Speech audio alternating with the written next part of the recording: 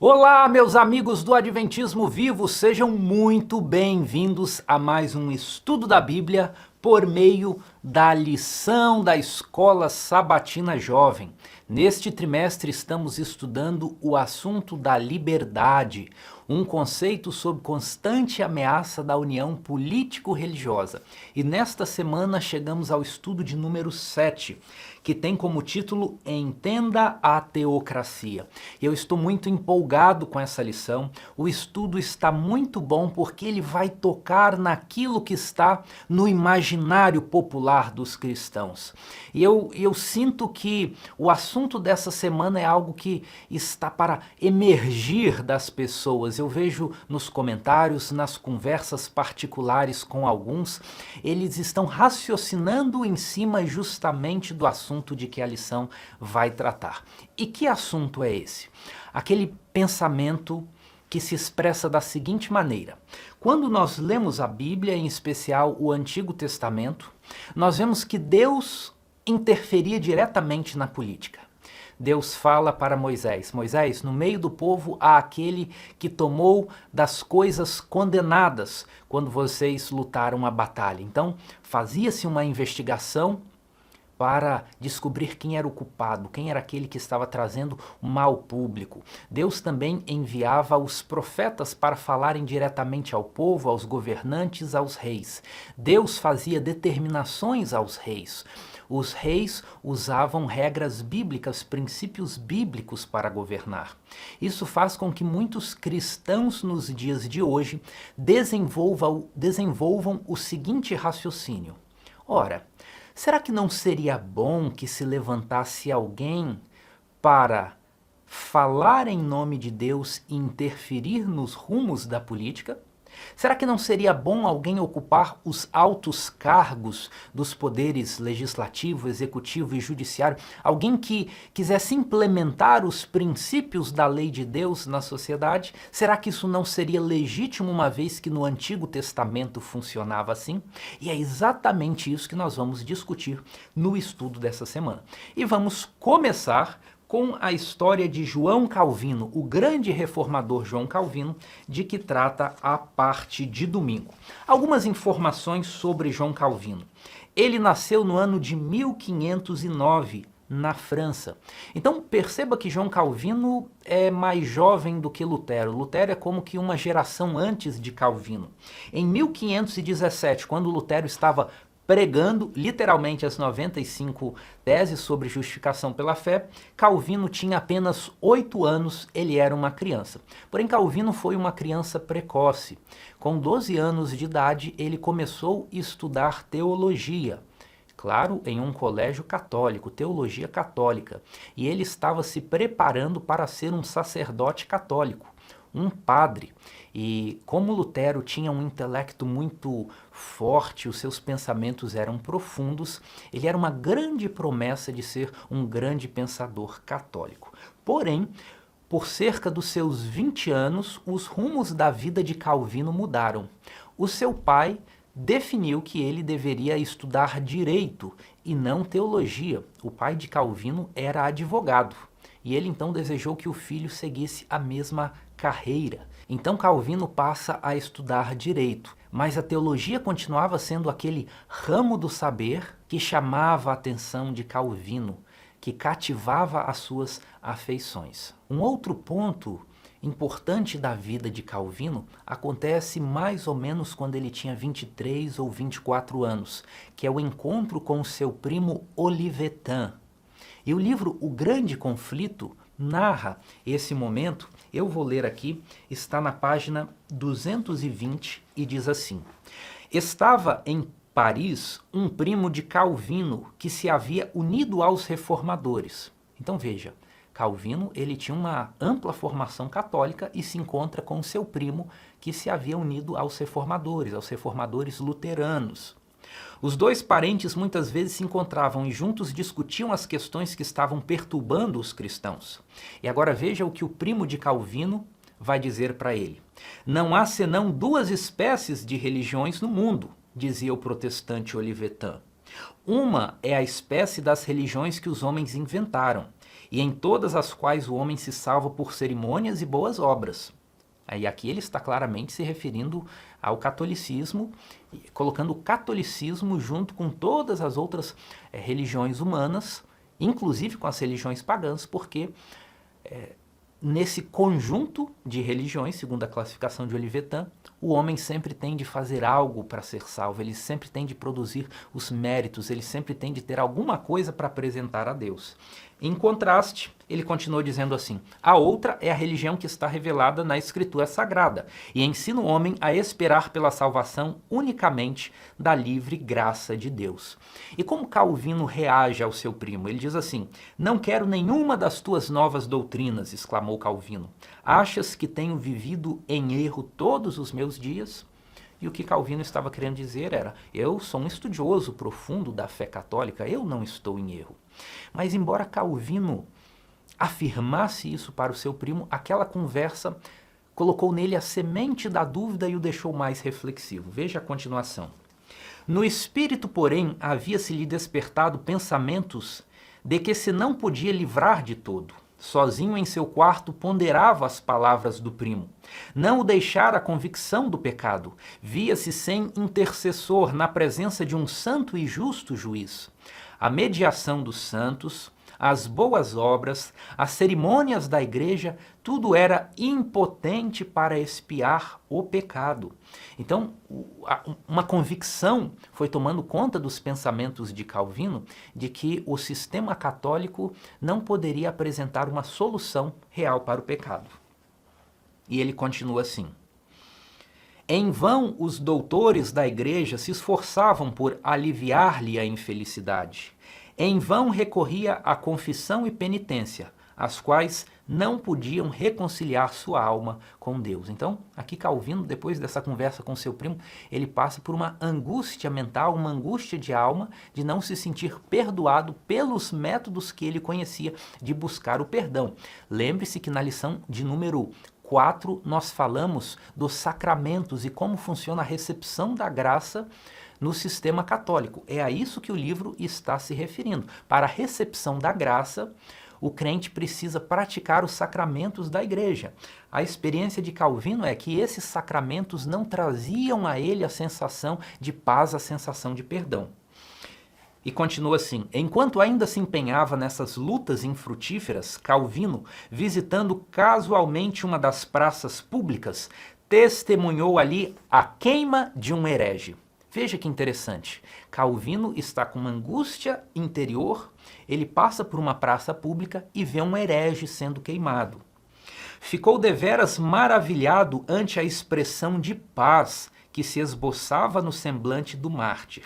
Entre as torturas daquela morte cruel e sob a mais terrível condenação da igreja, manifestou uma fé e coragem que o jovem estudante dolorosamente contrastou com o seu próprio desespero e escuridão, embora vivesse em estrita obediência à igreja. Veja que interessante, o que aconteceu com Calvino naquele momento, ele olhou para si e pensou o seguinte: eu vivo em angústia, eu não me sinto perdoado, eu não tenho paz de espírito, mas esse sujeito que está sendo queimado em praça pública, que está recebendo o desprezo público e a condenação da igreja, mesmo no meio do fogo ele mostra paz, ele mostra contentamento, ele mostra um espírito tranquilo. Qual é o segredo dele? Será que a doutrina que ele professa não tem algo de que eu possa me beneficiar? E com esse pensamento, o parágrafo termina assim: na Bíblia, sabia ele, fundamentavam os hereges a sua fé. Resolveu estudá-la e descobrir, se o pudesse, o segredo da alegria deles. Veja que bonito.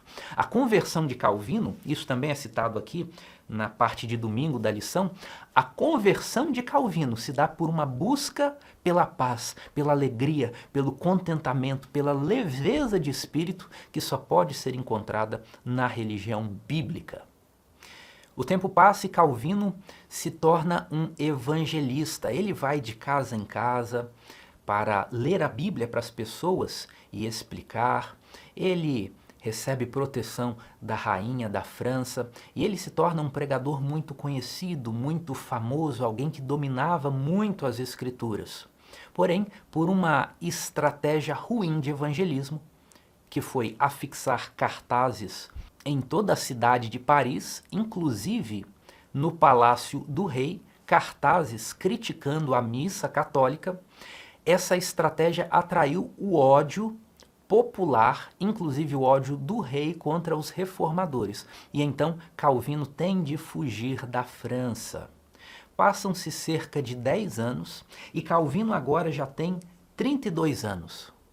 O ano é 1541 e Calvino já é um teólogo muito conhecido, um pregador com renome internacional, um escritor muito competente, e ele se estabelece em Genebra como uma figura de muita importância, de muita influência, tanto religiosa quanto política. E é aqui que nós vamos chegando no cerne da nossa discussão.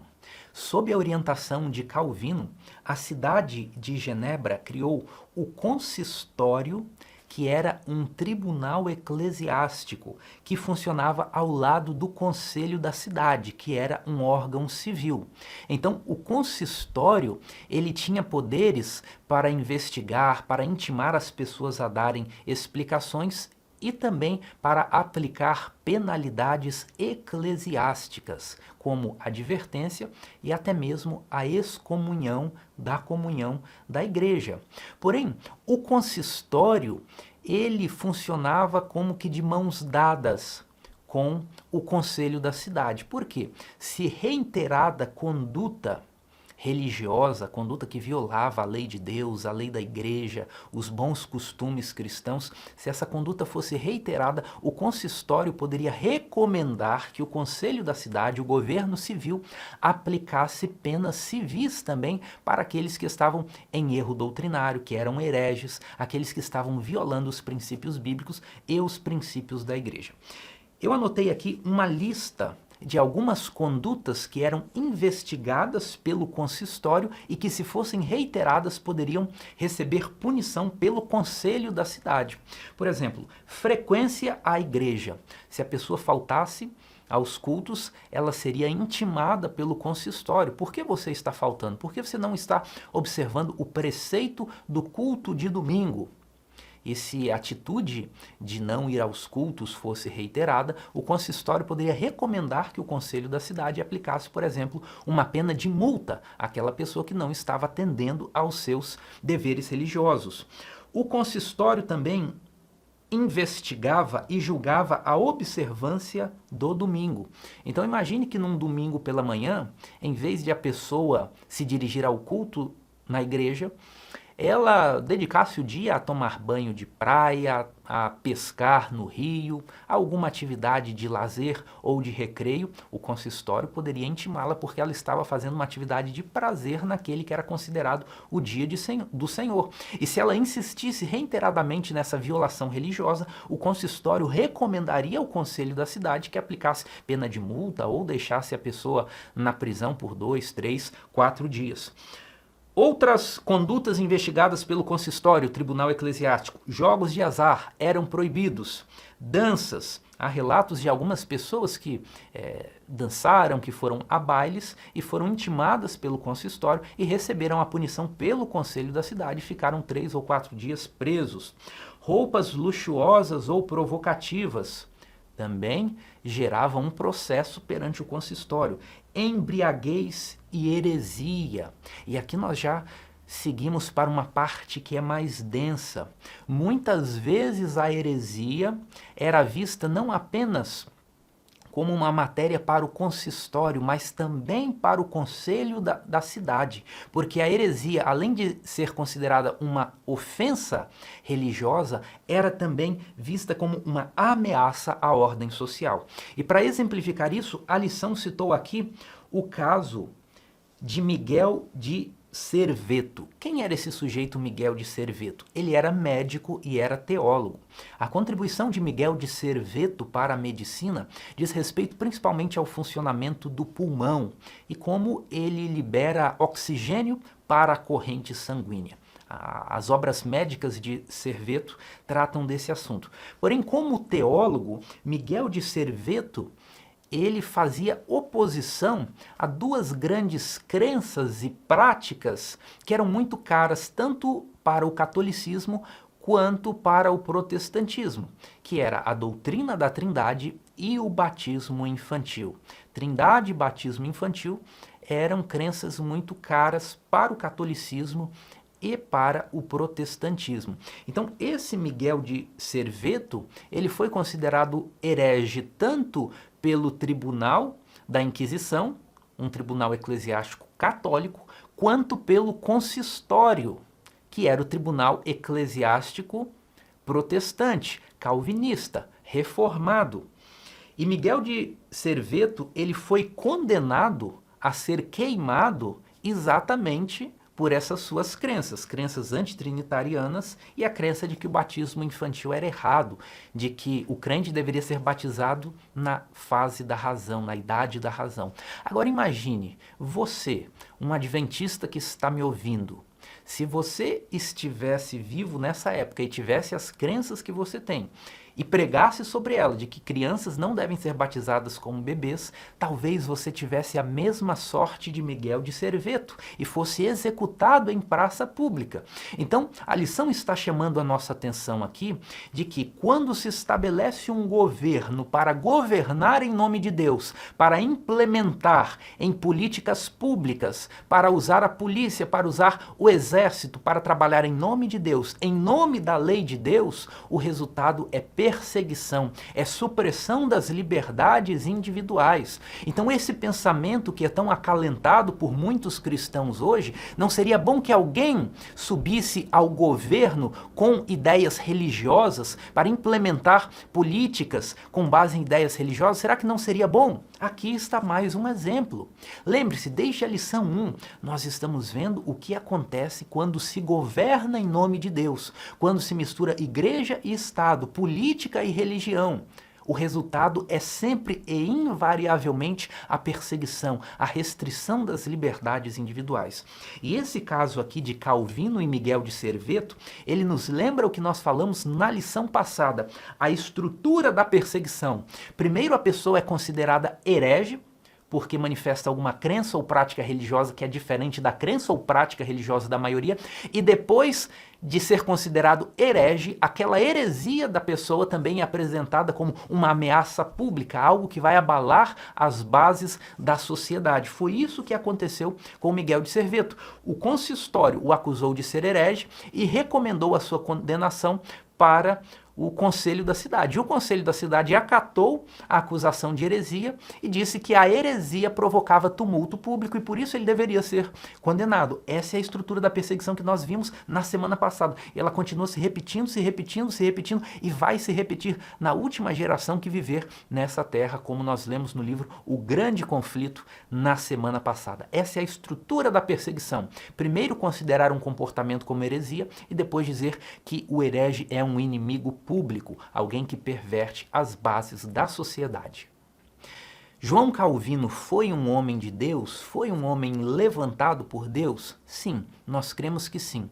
Mas a sua vida, especialmente a sua relação, ou a relação que ele propôs entre Estado e Igreja, é bastante criticável. É por isso que o livro Grande Conflito também faz o seguinte comentário aqui na página 236. Falando sobre Calvino, diz assim: sua conduta como dirigente público não era irrepreensível, ou seja, ela era repreensível, havia coisas erradas. E nós já vimos aqui qual coisa errada era essa. É pretender que o governo civil interfira na relação entre o indivíduo e Deus. Isso é o que fazia o seu papel de dirigente público como repreensível. Tampouco eram suas doutrinas destituídas de erro. E aqui o livro Grande Conflito está principalmente falando da ideia de predestinação, que é uma das bases do calvinismo, segundo a qual Deus predestinou alguns para a salvação e outros para a perdição. Nós não cremos assim, nós cremos que a graça de Deus se manifestou salvadora a todos os homens, como é ensinado no livro de Tito, que nós já lemos aqui várias vezes na lição. Então, essa é a história de Calvino, enfocada na parte de domingo, e a ideia é que sempre que alguém se levanta para governar em nome de Deus, o resultado é perseguição. Mas o que essa história tem a ver com o título da lição? O título da lição é Entenda a Teocracia. E para muitos, o que João Calvino fez em Genebra era uma teocracia. Qual é o conceito de teocracia? Eu anotei aqui. Teocracia é o sistema de governo em que a política e as leis civis estão subordinadas à doutrina religiosa e à autoridade do clero. Mas na história do povo de Deus não houve uma teocracia? Sim, houve. E isso não seria bom que se repetisse? Não. Por que não? Nós vamos estudar exatamente agora. E para nós entendermos isso, é preciso que nós tenhamos em mente as fases da história do povo de Deus no Antigo Testamento. E nós podemos estabelecer basicamente 4 fases da história do povo de Deus no Antigo Testamento. A primeira é a fase dos patriarcas, Abraão, Isaque e Jacó, peregrinando. E eles terminam a sua peregrinação no Egito, a convite de José, que era governador do Egito. Porém, eles que estavam numa posição favorável, quando um novo faraó aparece, eles se tornam escravos. E então Deus suscita Moisés para libertá-los do Egito. E daí nós estamos falando, por ocasião do Êxodo, da segunda fase da história do povo de Deus no Antigo Testamento, que é sim a fase da teocracia, que é inaugurada com o Êxodo, que é inaugurada com Moisés. Nessa fase da teocracia, Deus fala diretamente com o povo. Deus fala assim: Moisés, sobe aqui no Monte Sinai e eu vou te dar uma lei. E Deus escreve com o seu dedo a lei, como o povo deveria agir, como deveria ser feito, como as decisões sobre variados temas deveriam ser tomadas. Também nessa fase da teocracia, nós temos um protagonismo do clero, da classe sacerdotal. O que eu quero dizer com isso? Isso aqui é importante que você entenda para que esse conceito se apresente de maneira concreta na sua mente. Uma das características essenciais da teocracia é que as decisões políticas, as decisões públicas, sejam tomadas em nome de Deus. E quem é o intermediário entre Deus e os homens? É a classe sacerdotal, são os sacerdotes. E nós vemos esse protagonismo dos sacerdotes aqui nesse período de teocracia que se inicia com Moisés. Vamos ver alguns exemplos disso. Que os sacerdotes tinham as prerrogativas religiosas, isso nós sabemos, né? Os sacerdotes atuavam no santuário, ofereciam os sacrifícios, recebiam os dízimos. Agora, o que é importante nós nos lembrarmos também? Do protagonismo do clero, dos sacerdotes em relação às questões médicas. Quando alguém tinha lepra, por exemplo, ele deveria mostrar-se para quem? Para o sacerdote. E era o sacerdote que daria o veredito se ele poderia voltar para casa ou se ele seria banido da sociedade. Mais do que isso, os sacerdotes também tomavam decisões que hoje nós consideramos decisões puramente civis. Vamos ver um exemplo aqui? Estou com minha Bíblia aberta em Levítico, capítulo 14, verso 34. E o subtítulo que aparece aqui na minha Bíblia é A Lei acerca da lepra numa casa. Se aparecesse um bolor, se aparecesse alguma coisa estranha na parede de uma casa, um fungo ou coisa desse tipo, o que aconteceria? Veja o que é dito aqui, Levítico 14, 34. Quando entrares na terra de Canaã, que vos darei por possessão, e eu enviar a praga da lepra a alguma casa da terra da vossa possessão, o dono da casa fará saber ao sacerdote, dizendo: parece-me que há como que praga em minha casa. O sacerdote ordenará que despejem a casa antes que venham para examinar a praga, para que não seja contaminado tudo que está na casa. E depois virá o sacerdote para examinar a casa, e examinará a praga. Se nas paredes da casa há manchas esverdinhadas ou avermelhadas, e parecerem mais fundas que a parede, então o sacerdote sairá da casa e a cerrará por 7 dias. E aqui existe uma série de regulamentos e pode ser que em alguns casos a casa fosse até demolida. Isso é uma situação puramente civil, mas que era conduzida pelos sacerdotes. Nos nossos dias, isso aqui equivaleria a um estabelecimento ser embargado pela vigilância sanitária por não cumprir as regras sanitárias. Mas aqui, na teocracia bíblica, todo esse procedimento era conduzido pelos sacerdotes. Mais uma evidência do que é a teocracia bíblica, ainda no livro de Levítico, vamos lá para o capítulo 23, capítulo que fala das festas. Nós vamos ler especificamente aqui alguns versículos que falam sobre o dia da expiação. Levítico 23, verso 29 diz assim: porque toda alma que nesse dia não se afligir será eliminada do seu povo. Quem nesse dia fizer alguma obra, a esse eu destruirei do meio do povo. Então, o que está acontecendo aqui? No dia da expiação, que era a festa mais importante do ano, era necessário cessar todo o trabalho e praticar jejum. Se alguma pessoa trabalhasse, se alguma pessoa não praticasse o jejum e levasse aquele dia com leviandade, procurasse fazer atividades seculares, essa pessoa deveria ser eliminada, destruída do meio do povo. Ou seja, aqui existe uma pena de morte por uma ofensa religiosa. Isso sim caracteriza uma teocracia, e esse sistema foi estabelecido assim por ordem do próprio Deus. Então, nós já vimos a fase dos patriarcas, já vimos a fase da teocracia que se inaugura com Moisés, e agora o terceiro período é o período dos juízes. Depois que o povo sai do Egito, passa 40 anos peregrinando pelo deserto, eles se estabelecem na terra de Canaã, começa o período dos juízes. Ali cada tribo existia de maneira independente, não havia um governo central e Deus levantava um juiz ou uma juíza a depender das circunstâncias de um inimigo específico para vencer. E entre os principais juízes, os mais conhecidos, nós podemos citar Débora, Gideão, Sansão e Samuel. Samuel foi o último dos juízes, ele está numa fase de transição entre o período dos juízes e a quarta fase, que foi a fase da monarquia. O que aconteceu nos dias do profeta Samuel? Vamos conferir aqui na Bíblia, no primeiro livro de Samuel, capítulo 8. É o episódio em que o povo pede um rei.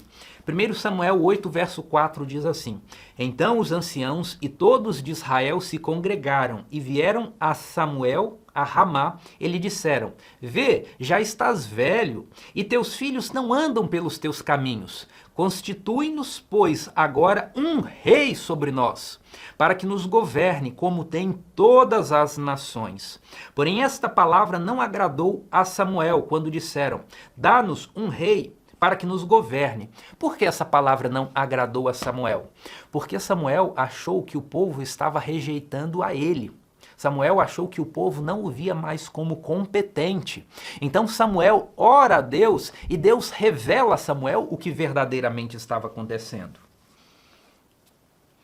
Então Samuel orou ao Senhor, verso 7. Disse o Senhor a Samuel: atende a voz do povo em tudo quanto diz, pois não te rejeitou a ti, mas a mim, para eu não reinar sobre ele. Por que esse verso é muito interessante? Porque mostra que Deus reinava sobre o povo. Deus reinava sobre o povo por meio de uma teocracia, como foi na fase de Moisés. Deus reinava sobre o povo suscitando juízes e profetas na fase dos juízes. Porém, quando o povo pede um rei, Deus está dizendo: eles não rejeitaram a você, Samuel, eles rejeitaram a mim ao pedirem um rei que governe sobre eles. E Deus permitiu que fosse instituída a monarquia, que um rei governasse sobre o povo? Sim, Deus permitiu, porém com condições. E quais condições eram essas? Isso nós encontramos no livro do profeta Jeremias, no capítulo 22. Jeremias 22, verso 1, diz assim: assim diz o Senhor, desce à casa do rei de Judá e anuncia ali esta palavra e dize: ouve a palavra do Senhor, ó rei de Judá, que te assentas no trono de Davi, tu, os seus servos e o teu povo que entrais por essas portas. Assim diz o Senhor: executai o direito e a justiça, e livrai o oprimido das mãos do opressor. Não oprimais ao estrangeiro, nem ao órfão, nem à viúva, não façais violência, nem derrameis sangue inocente nesse lugar. Porque se deveras cumprirdes essas palavras, entrarão pelas portas desta casa os reis que se assentarão no trono de Davi, em carros e montados em cavalos, eles e os seus servos e o seu povo. Mas, se não derdes ouvidos a estas palavras, juro por mim mesmo, diz o Senhor, que esta casa se tornará em desolação. Então, a condição para Deus abençoar o reino do seu povo era que eles fossem fiéis, leais aos princípios da lei de Deus, aos princípios da justiça, para que julgassem corretamente. Nessa situação, Deus abençoaria Israel, mais especificamente o reino de Judá, aqui que nós lemos, Deus abençoaria o reino do seu povo.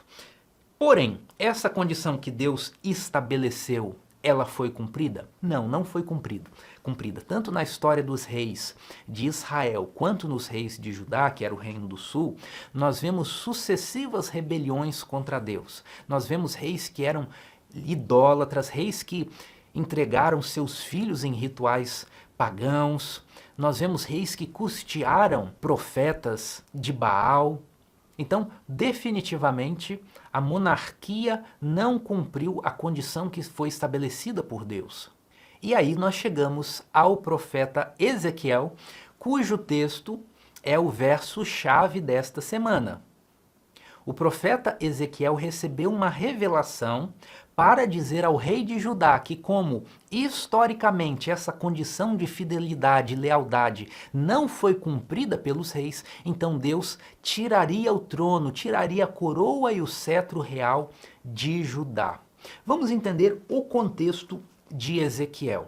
Ezequiel está vivendo ali nos dias do profeta Daniel, nos dias das invasões de Nabucodonosor a Jerusalém. Nabucodonosor fez 3 invasões a Jerusalém. Na primeira delas, Daniel e seus amigos foram levados para a Babilônia. Na segunda invasão de Nabucodonosor a Jerusalém, o profeta Ezequiel foi levado para a Babilônia. E por fim, houve uma terceira invasão de Nabucodonosor. Essa foi a mais cruel, em que ele matou muitas pessoas, ele destruiu os edifícios, o templo, e deixou ali em Jerusalém apenas aqueles que eram muito, muito pobres. Então perceba que nos dias de Ezequiel, Ezequiel está lá na Babilônia como cativo, mas em Jerusalém ainda existe um rei e ainda existem os súditos desse rei. E qual que é a revelação, qual que é a profecia que Ezequiel recebe de Deus para comunicar aos judeus que estavam em Jerusalém e ao rei que estava em Jerusalém? Isso está registrado em Ezequiel capítulo 21 e nós vamos ler especificamente a partir do verso 25. Ezequiel capítulo 21, verso 25 diz assim: E tu, ó profano e perverso, príncipe de Israel, está se referindo aqui ao rei de Judá, cujo dia virá no tempo do seu castigo final. Assim diz o Senhor Deus: tira o diadema e remove a coroa. O que significa isso? O diadema, a coroa são os símbolos da monarquia, são os símbolos da realeza. E a mensagem de Deus é: tira o diadema, remove a coroa, não vai haver mais rei, não vai haver mais monarquia.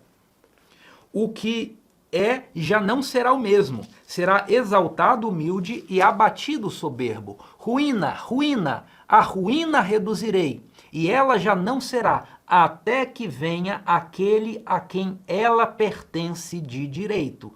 A ele a darei. A coroa que era removida de Judá seria dada no futuro a quem é de direito, ou seja, aquele que merece o trono, aquele que merece assumir o papel de rei do povo de Deus. E foi assim que aconteceu. Depois dessa profecia, veio Nabucodonosor pela terceira vez e arrasou Jerusalém. E ela se tornou uma desolação, sem corte real, sem monarca, sem um soberano, porque Deus determinou que a coroa seria tirada e no futuro seria dada a quem de direito. Essa profecia de Ezequiel, ela deve ser analisada lado a lado com uma profecia muito antiga que aparece no livro de Gênesis. Vamos agora para Gênesis capítulo 49 para ver uma profecia que é muito semelhante. Em Gênesis 49, Jacó já está bem velho, ele reúne seus filhos, reúne também os filhos de José e começa a pronunciar bênçãos proféticas sobre cada um desses que são os patriarcas das 12 tribos de Israel.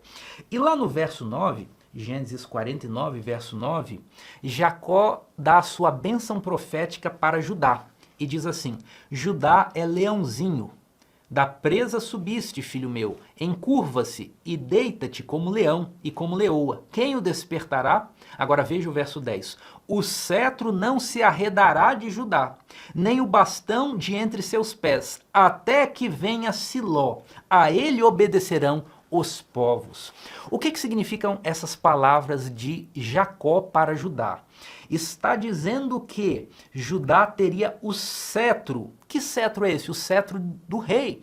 Da mesma forma que na profecia de Ezequiel, a realeza, a monarquia é representada pela coroa e pelo diadema, aqui na profecia de Jacó, a realeza é representada pelo cetro. Então, o que Jacó está falando em palavras proféticas é que da descendência de Judá viriam os reis. E não foi exatamente isso que aconteceu? De qual tribo, por exemplo, era Davi? Da tribo de Judá. E os reis que descenderam dele também eram da tribo de Judá. É o cumprimento da profecia. E aqui quando nós lemos Gênesis 49, nós entendemos aquela expressão. Por que Jesus é chamado de leão da tribo de Judá? Porque Judá, no verso 9, é comparado a um leão que vai exercer a realeza. Agora, existe um detalhe que chama muita atenção e gera dúvida aqui nessa profecia de Gênesis 49. O verso 10 diz: o cetro real, não se arredará de Judá, nem o bastão de entre os seus pés, até que venha Siló, e a ele obedecerão os povos. Até que venha Siló. Esse Siló tem o cetro real. A esse Siló obedecerão os povos. Então aqui é uma profecia de que esse Siló vai exercer a realeza, vai ser um rei, mas as dimensões do seu reino e do seu governo são dimensões mundiais, porque a ele obedecerão os povos. Mas quem é Siló? O que significa Siló? Bem, há duas interpretações principais sobre o que significa Siló. As duas vão nos conduzir ao mesmo destino. Em primeiro lugar, muitos estudiosos defendem que Siló significa aquele que dê direito, ou seja, aquele que tem direito, aquele que tem legitimidade a ser rei. Uma segunda interpretação que é possível, e é também a interpretação adotada pelo espírito de profecia, é que Siló é aquele que traz paz, aquele que traz descanso, aquele que traz repouso. Então, a profecia aqui está falando de um rei que tem um governo amplo, um governo mundial, e esse é um governo de paz, é um governo de descanso, é um governo de refrigério. E por que eu digo que, independente de qualquer uma dessas duas interpretações, elas vão nos conduzir ao mesmo lugar? Por causa da profecia messiânica que aparece no livro de Isaías. Vamos ver isso? Vamos até Isaías, capítulo 9, um texto muito conhecido que talvez até mesmo você saiba de cor. Isaías 9, verso 6 diz assim: porque um menino nos nasceu, um filho se nos deu, o governo está sobre seus ombros, e o seu nome será Maravilhoso Conselheiro, Deus Forte, Pai da Eternidade e Príncipe da Paz, para que se aumente o seu governo e venha paz sem fim sobre o trono de Davi e sobre o seu reino, para estabelecer e o firmar mediante o juízo e a justiça, desde agora para sempre. O zelo do Senhor dos Exércitos fará isso. Veja quantos elementos interessantes aparecem nessa profecia messiânica. Esse menino que nasce com o governo sobre os seus ombros, o principado sobre seus ombros, ele é ele vai tomar posse do trono de Davi, para o estabelecer e o firmar mediante juízo e justiça. Mas ele não vai ser um rei guerreiro, ele é chamado de príncipe da paz, para que se aumente o seu governo e venha paz sem fim sobre o reino de Davi. Então, esse Siló que vem tomar por direito, veja que aqui eu estou unindo as duas profecias, a profecia de Ezequiel 21, que diz que a coroa real seria tomada e dada a quem de direito, e a profecia de Siló, segundo a qual o cetro real seria segurado, estaria na posse daquele que traz paz. Então esse rei que é de direito, ou seja, já nasce com legitimidade para o cargo, e é um rei que traz paz, essas duas características estão congregadas na profecia messiânica que fala sobre Jesus. Então, juntando tudo isso que nós estamos falando até aqui, o resumo é o seguinte: o reino monárquico que Deus permitiu que fosse estabelecido quando pediram para Samuel um rei, esse reino deixou de existir aqui na terra por ocasião do cerco de Nabucodonosor, que destruiu por completo Jerusalém. E esse principado, esse reino, ele é retomado por Cristo, que é o príncipe da paz. Ele é príncipe por direito e ele também é o príncipe Siló, aquele que traz a paz. Então, essa teocracia que foi estabelecida lá com Moisés e continuou de uma forma reduzida na monarquia, ela cessa com a profecia de Ezequiel e ela é retomada no reino de Cristo. Cristo é o grande soberano, é o grande príncipe da paz que reinará sobre todas as nações. E é nesse contexto que nós entendemos as palavras do anjo quando ele falou com a Virgem Maria. Isso está registrado no Novo Testamento, lá no livro de Lucas, Lucas capítulo 1, a partir do verso 31. Lucas 1:31 diz assim: Eis que conceberás e darás à luz a um filho, a quem chamarás pelo nome de Jesus. Este será grande e será chamado Filho do Altíssimo. Deus, o Senhor, lhe dará o trono de Davi, o seu pai. Jesus era da tribo de Judá, da tribo da qual o cetro real não se apartaria. E ele é o príncipe da paz, ele veio para ser Siló. Então, aquele reino que foi retirado de Judá pela profecia de Ezequiel 21, ele seria dado a Jesus Cristo, que é aquele que o merece por direito. E aqui nós chegamos no coração do estudo, que é o seguinte: quando esse reino de Cristo será estabelecido, esse reino que é sobre todos os povos e sobre todas as nações? Os judeus do primeiro século achavam que seria nos dias dele e que esse reino do Messias venceria o Império Romano. Os próprios discípulos que passaram muito tempo com Jesus também pensavam dessa maneira. Mas qual foi o ensino de Jesus sobre o estabelecimento desse reino, que é um reino sobre todos os povos e nações, um reino que vem para trazer paz? Quando esse reino de Deus e do seu Cristo Jesus será estabelecido?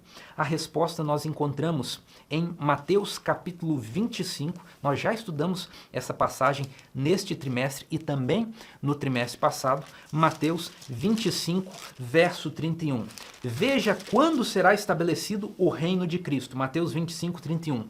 Quando vier o Filho do Homem na sua majestade e todos os anjos com ele, então se assentará no trono da sua glória. O contexto aqui é da volta de Jesus.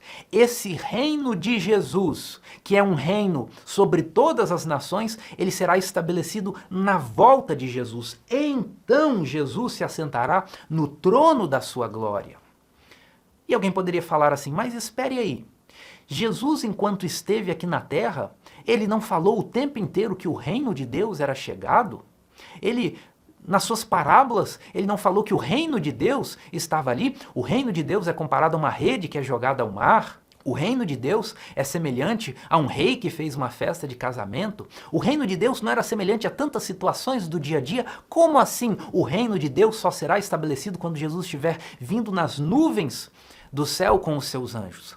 Nós precisamos entender que Jesus ensinou sobre dois reinos. Essa passagem de Mateus 25, verso 31, fala do reino da glória. Porém, o que Jesus estabeleceu quando esteve aqui nesse mundo foi o reino da graça, um reino sem aparência visível, um reino sem subordinação do outro. E onde nós vemos isso? Lucas capítulo 17. Lucas capítulo 17, verso 20, as pessoas perguntavam para Jesus, Jesus, o Senhor fala tanto de reino, quando será estabelecido o reino de Deus? Lucas 17, verso 20. Interrogado pelos fariseus sobre quando viria o reino de Deus, Jesus lhes respondeu, não vem o reino de Deus com visível aparência, nem dirão, ei-lo aqui ou lá está, porque o reino de Deus está dentro de vós. Veja esse conceito, você precisa entender isso.